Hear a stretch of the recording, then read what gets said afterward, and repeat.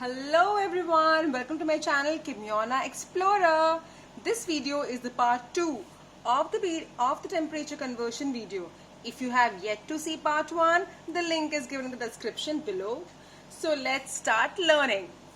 So now you can see over here that I have mentioned the formula. This is the conversion formula that we have obtained earlier in the previous video. This you can check in the part 1 of the video. So after obtaining this formula, we have to start to convert temperature into different scales, that is Celsius, Fahrenheit and Kelvin. So let us first convert the temperature from Celsius to Fahrenheit. But before that, we have to obtain the formula for it. So let's start making the formula. So now, for converting temperature from Celsius to Fahrenheit, I will only copy down these two. I will not take Kelvin over here.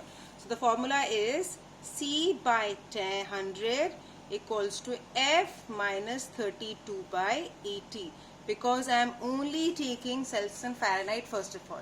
Okay, so now then let us calculate. I know you all are a math genius, but I will go slow so that everyone can check where I have used or I have cut anything. I have cut 0, 0 over here, then 2, 5 jar, 2, 9. So it is C by 5 equals to F minus 32 by 9. Then we cross multiply.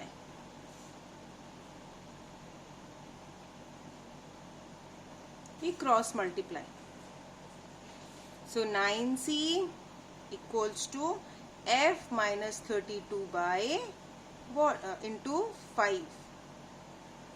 So now C equals to 5 by 9 F minus 32. This is the formula. This is the formula for if degree centigrade is needed or required and degree F is given. This is the formula for that. Okay, so I'm going to leave some space over here in the copy for solving some questions regarding this formula. Okay, I'm going to start on the next page. Now again we'll start the formula for Fahrenheit. So now again the formula will write down C by 100 equals to F minus 32 by 180. I regard this formula as a convenient formula because this formula helps me to remember how this formula has come into existence, because I can know that this is the lower limit, this is the number of divisions, I can know it clearly by that. Okay, so I regard this formula as an easy formula. Okay, so now let's start converting it. Let's start calculating it. Okay, so now C by 100, same thing we did over there, equals to F minus 32 by 180. I'm going to strike out this one. 2, 9, 2, 5. C by 5 equals to F minus 32 by 9. We cross multiply. For all the maths geniuses, it's like a piece of cake, but let me continue it slowly. So now 9C equals to 5 into F minus 32. As we all know, whatever is required, we take it to the left hand side. Okay, so now we require the degree for Fahrenheit, we'll take it over here.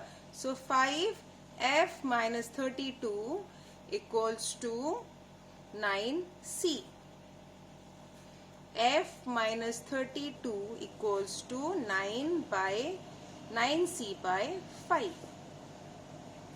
F equals to, as it is over plus over here, it will go, that's what will happen to it, 9C by 5 plus 32. This is the formula of obtaining degree Fahrenheit.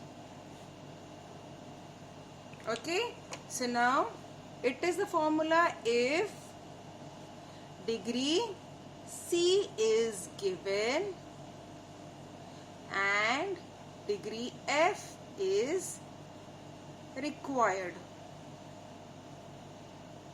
Okay, so the formula is degree f equals to 9c by 5 plus 32.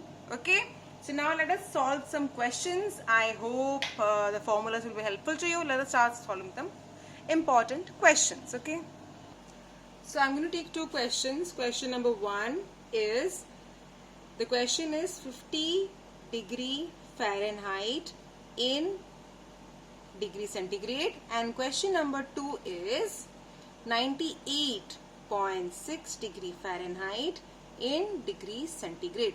Let's start solving it. So now I'm going to put the formula over here. Degree centigrade equals to 5 by 9 F minus 32.